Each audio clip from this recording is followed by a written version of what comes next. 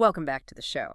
Today, we are opening up a topic that I think, for most of us, feels a little bit like a bruise.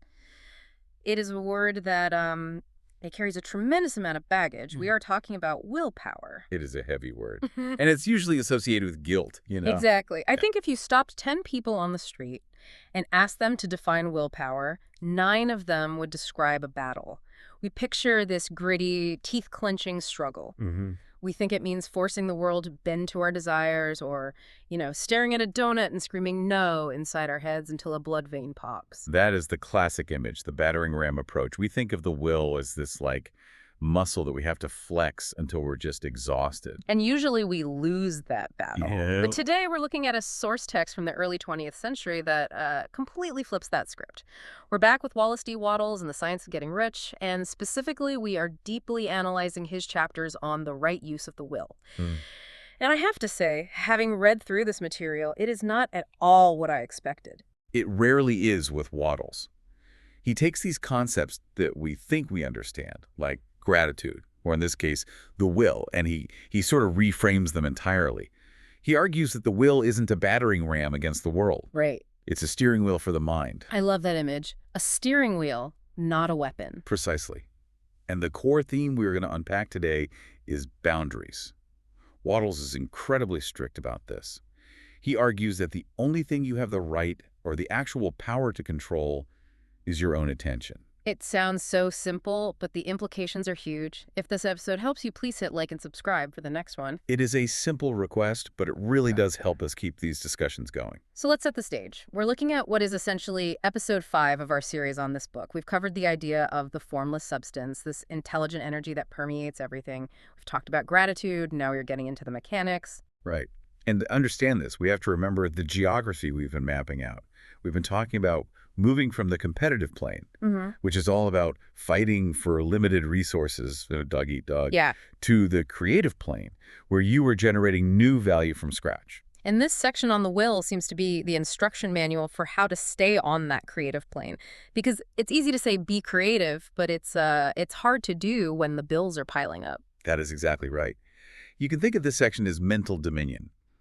How do you govern yourself so that you don't slip back into panic, competition, or fear?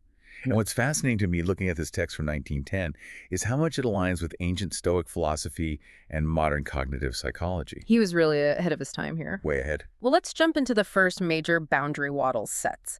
And I found this surprisingly ethical. Usually when people talk about the law of attraction or willpower, it's very egocentric. But Wattles starts by telling us what the will is not for. Yes. This is section 1, the ethical boundary. And Wattles is categorical here. He says you have no right to apply your will to anything outside of yourself, period. That is a hard stop. A very hard stop. Yeah. He says do not try to project your will or your thoughts or your mind out into space to act on things or people. Which is interesting because I think a lot of people associate manifesting or this kind of mental work with exactly that. With influencing others. 100%. You know the vibe. I'm going to visualize my boss giving me a raise, or I'm going to will that specific person to call me. And Wattles calls that out as a profound error. He actually uses very strong language.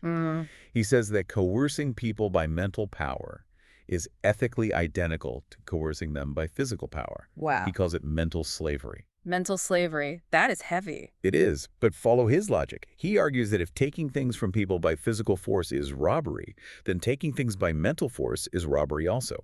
There is no difference in principle. You are violating the autonomy of another human being. You're trespassing on their sovereignty. Exactly. That's a really crucial distinction because I feel like in the business world, especially in sales or negotiation, there's almost a glorification of the dominating personality. For sure. We praise people who can walk into a room and bend the room to their will. But Wattles is saying that is actually a violation. He is saying it is a violation of the creative law.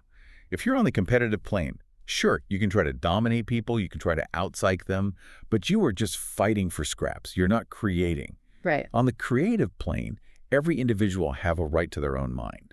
And if you try to mentally bully someone into doing what you want, you're essentially reducing them to an object. You're treating them like a tool for your success rather than a fellow creator. I think we've all been guilty of this in small ways. Maybe not mental robbery in some, villainous sense, but that silent, intense pressure we put on people to do what we want. The passive-aggressive silent will. Exactly.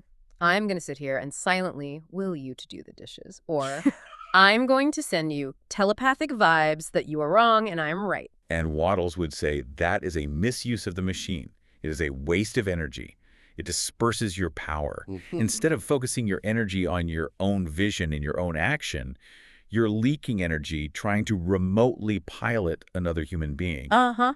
And he goes further, addressing what I call the further own good trap. Oh, that is the big one. This is the justification we all use, isn't it? I'm just trying to influence them because they need a change. I know what's best for them. If I can just mentally push them toward this better path, I am helping. Wattles shuts that down completely. He said simply, you do not know what is best for another soul.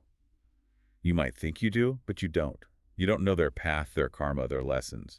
And even if you did know, you have no right to force it upon them. And that connects to the Stoics, you said? It connects beautifully with the Stoic philosophers, specifically Epictetus. Walk us through that connection. Well, Epictetus taught the concept of the dichotomy of control. It's like the foundation of Stoicism. Yeah. He said there are things within our power, our opinions, our intentions, our desires, and then there are things not within our power. Okay. Our bodies, our property, our reputation, and critically, the actions and thoughts of others. The Stoics would say that trying to control someone else's mind or behavior is a fool's errand. It's trying to govern a kingdom that isn't yours. So by trying to will someone else to change, we're essentially trespassing. Trespassing and wasting energy. Wattles wants your mind focused entirely on your own creation, not on manipulating the creations of others. Every ounce of energy you spend trying to mentally puppet master your boss or your spouse is an ounce of energy not spent on your own vision. It's interesting because it relieves a lot of pressure. If I don't have to control everyone else to be successful, that is a massive weight off my shoulders. Right. But then he also extends this to the cosmos, or God, doesn't he? This part made me laugh a little. He talks about the foolishness of trying to coerce God. Yes, this is the theological boundary.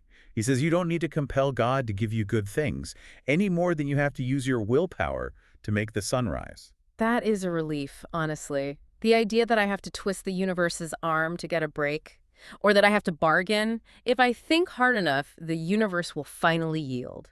It goes back to his core premise that the formless substance, the universe, God, nature, whatever term you prefer, is inherently friendly. It wants to give. It wants to expand. You don't need to bully it. You just need to align with it. It's like trying to push a river. The river's already flowing. You just need to put your boat in the water and steer. That is the perfect analogy. And that brings us to the proper use of the will. If we aren't using it to push the river, and we aren't using it to shove other people into our boat, what on earth do we use it for? The steering wheel. The steering wheel. Yeah. Section 2, the internal governor. Wattles says the legitimate use of the will is to compel yourself to think and act in a certain way. Keep your mind at home. I highlighted that phrase 3 times in my notes. It's one of his best lines. Keep your mind at home. It can accomplish more there than elsewhere. So practically speaking, what does that look like? Using the will on yourself. Because that sounds easier said than done. Think of the mind as a ship again. Your desire, the thing you want, the vision of the life you're building, that's the engine. It provides the power. It propels you forward. But the ocean is rough. There are waves of negativity, storms of bad news, currents of doubt. The will is the rudder. The rudder keeps the ship pointing at the destination, even when the waves are pushing it sideways. Exactly. Wattles makes a very astute observation here. He says it requires no effort to think about what is right in front of you. If you are broke, it takes 0 willpower to think about poverty. The poverty is right there, staring you in the face. It demands your attention. It screams at you. It's easy to obsess over the problem because the problem is loud. But Wattles says it requires power willpower. To think of abundance and peace when you are surrounded by the opposite. To think truth regardless of appearances. That is the discipline. That is where the work is. That sounds a lot like what modern psychology calls attentional control. It is identical. Neuroscientists talk about the central executive network in the brain. This is the system in the prefrontal cortex that allows you to inhibit distractions and focus on a specific task. It's what allows you to ignore the buzz of the refrigerator so you can read a book. I see. Wattles is saying your battery of willpower should be used exclusively for this function, to gatekeep what you allow your mind to dwell on. So let's play this out. When I open my bank app and I see a loan number and my stomach drops and I start spiraling into, I'm going to be broke forever. Yeah. That is the moment for the will. That is the critical juncture. That is the moment the rudder has to move. The will steps in and says, okay, I see that number. That is a fact of the present moment, but it is not the truth of my future. And then you use the will to forcibly turn your attention back to your vision, back to the value you are creating. It is active inhibition. You are inhibiting the panic response. Yes. Yes. And this is not about delusion. It's not about pretending the bank account is full when it's empty. It's about choosing which data point dictates your next action. Do you act from the fear of the empty account? Or do you act from the confidence of the value you are about to create to fill it? Right. The will holds the image of the creation so you can act effectively. And this leads us directly into what Wattles warns is the biggest danger to this process. We call it the opposing pictures trap. This is section 3 of our discussion. And honestly, this is the part where I think Wattles gets the most controversial. He gets very specific here. He says you cannot retain a clear vision of wealth if you turn your attention to opposing pictures. And he lists them. Do not talk about past financial troubles. Do not recount the poverty of your parents. And then, get this, do not study poverty or disease as a way to solve them. Right. Now, hold on. Do not study poverty. That sounds incredibly privileged, maybe even ignorant. I mean, how do you solve a problem if you don't study it? If a doctor doesn't study cancer, how do they cure it? That is the common objection, Yeah. and it's a valid one to raise, but we have to look at what he means by study. He isn't saying ignore suffering in a heartless way. He's talking about the creative process. He's saying that you cannot create health by obsessing over the mechanics of decay. You create health by studying vitality, physiology, and function. So you focus on the solution, not the problem. Exactly. Wattles believes that the formless substance responds to the image you hold. So if you fill your mind with the image of poverty, even if your intention is to fix it, you are still impressing the image of poverty onto the substance. In psychology, we call this the danger of rumination. Rumination. That is like a cow chewing cud, right? That is the origin of the word, yeah. Cows chew, swallow, regurgitate, and chew again. But in mental health, it means repetitively going over a thought or a problem without moving toward a solution. It's negativity rehearsal. Negativity rehearsal. Yeah. I like that term. Well, I don't like doing it, but I like the term. When you dwell on your past failures or you sit around with friends talking about how hard the economy is or how corrupt the system is, you are rehearsing that reality. You are printing that pattern onto your neural pathways.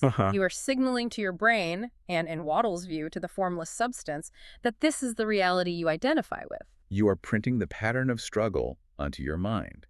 And from a strictly neurological perspective, neurons that fire together wire together. If you spend 3 hours a day reading angry news and worrying about global collapse, you are literally building a brain that is optimized for anxiety and despair. You're making yourself an expert in problems, not solutions. Exactly. And the cost is high. Wattles says every hour spent in worry or unbelief sets the current moving away from you. So what is the solution? He uses a biblical phrase that sounds pretty harsh. Let the dead bury their dead. It is a harsh phrase, but it's meant to be a radical severing of ties with the past. It means leave the dead events of yesterday in the grave. Do not carry the corpse of your old failures around with you. It reminds me of that visual of trying to drive a car while staring exclusively in the rearview mirror. You're going to crash. And you definitely won't get where you're going.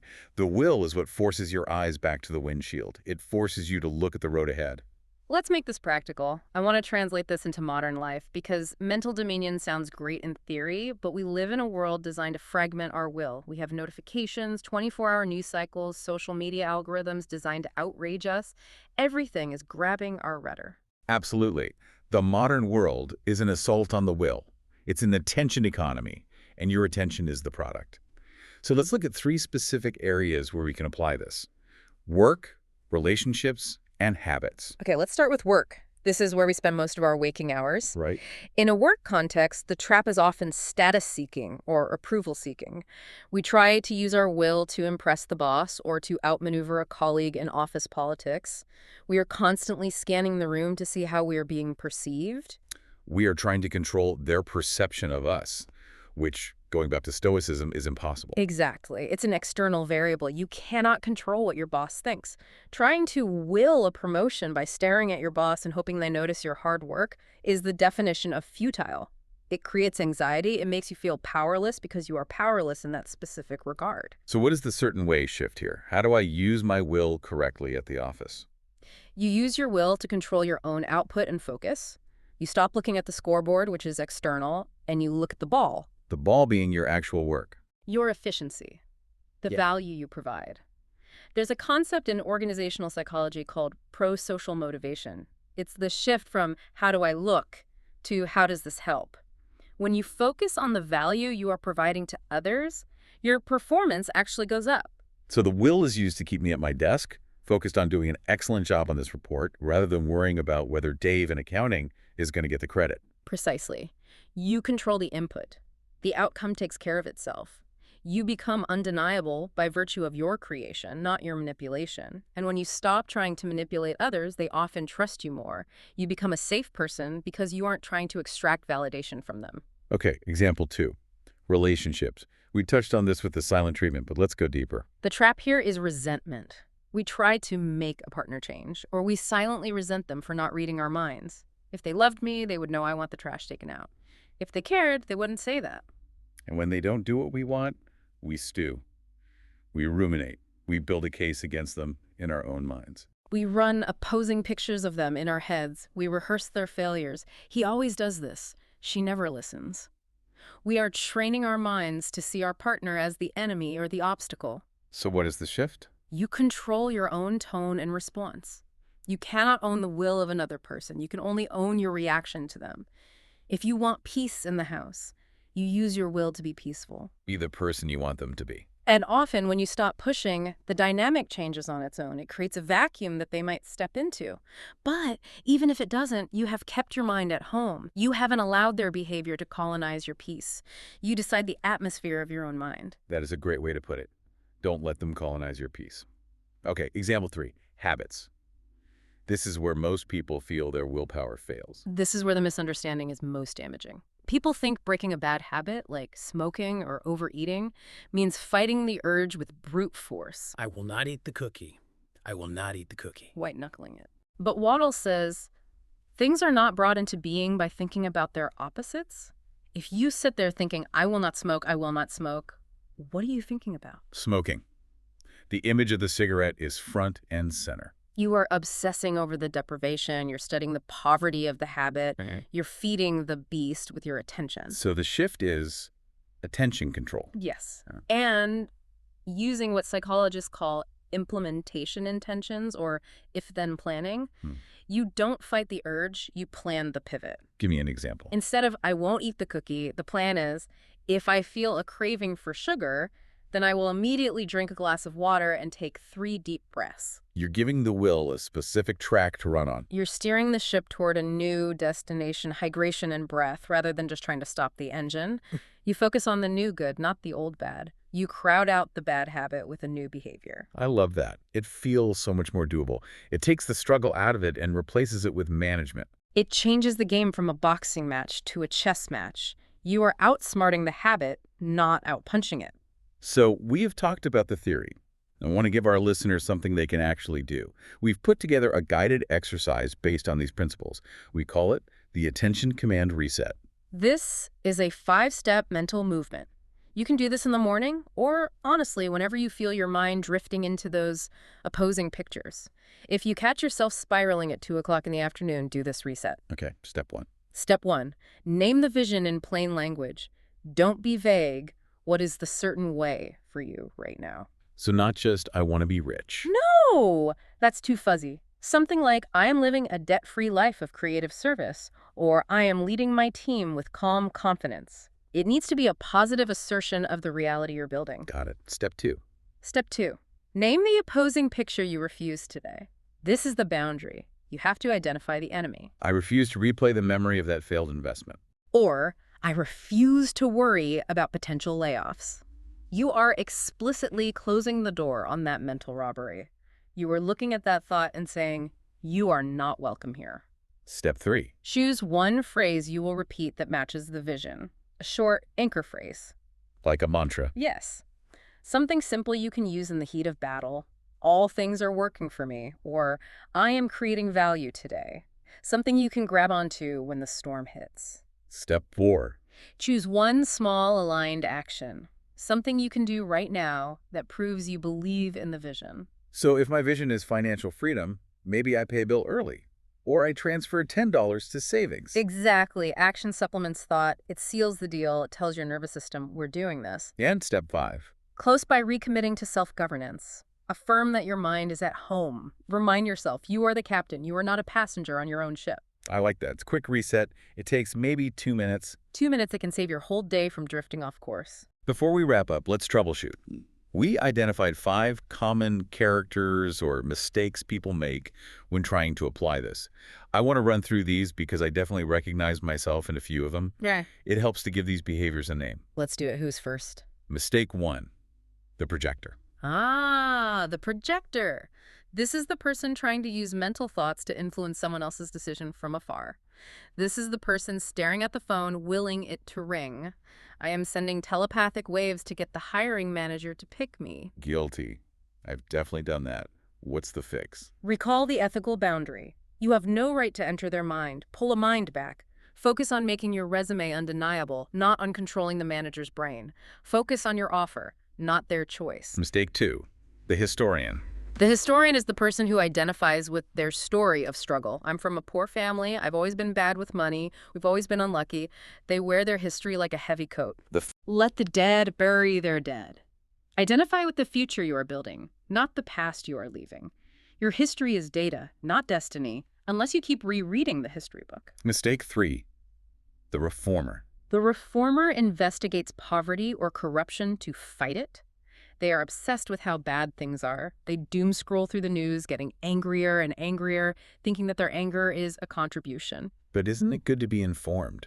Informed is one thing, obsessed is another, Wattles would say. Promote the good by becoming the good. Create the wealth that solves the problem. You don't help the poor by studying poverty. You help them by demonstrating how to rise out of it. Be the ladder, don't just stare at the hole. Mistake 4, the worrier. This one is tricky because it masquerades as love. The worrier believes that worrying shows they care. If I'm not worried about my kids, I'm a bad parent. If I'm not stressed about the project, I'm not working hard enough. Oh, that is a deep one. We treat stress as a badge of honor. It is, but worry is actually hostile visualization. You are visualizing bad things happening to the people you love. You're painting pictures of failure. The fix is to recognize worry as a negative creative act. Replace it with faith and purpose. Visualize them succeeding. That is actual support. Finally, mistake 5, the drifter. The drifter allows the environment to dictate the mental image. They wake up, check the news, get angry, check email, get stressed, check Instagram, feel jealous. They are a leaf in the wind. They have no rudder. The fix. Conscious gatekeeping. Guard the eyes and ears. Do not let the world program your rudder. You set the course before you check the weather. Powerful stuff. It really redefines what it means to be strong-willed. It is about taking your power back, not power over others. That is weakness masquerading as strength. True strength is power over yourself. Let's recap what we've covered today. We have 7 key takeaways to lock this in. Bullet 1. The will is for self-mastery, never for controlling others. Bullet 2. Coercion, whether physical or mental, is a violation of the rights of the individual. Bullet 3. Your primary job is to keep your mind at home and focused on your vision. Bullet 4. What you attend to, you become. Therefore, you must guard your attention like a fortress. Bullet 5. Avoid opposing pictures.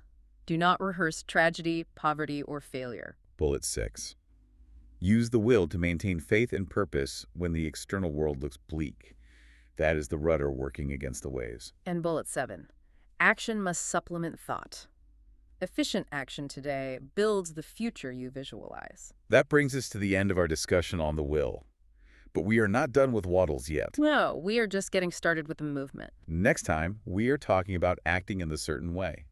Because you can sit in your room and visualize a Ferrari and manage your willpower all day, but if you don't actually move, nothing happens. We've discussed how to think and how to will. Next, we learn how to move. How do we act in the present to catch the future? You won't want to miss that.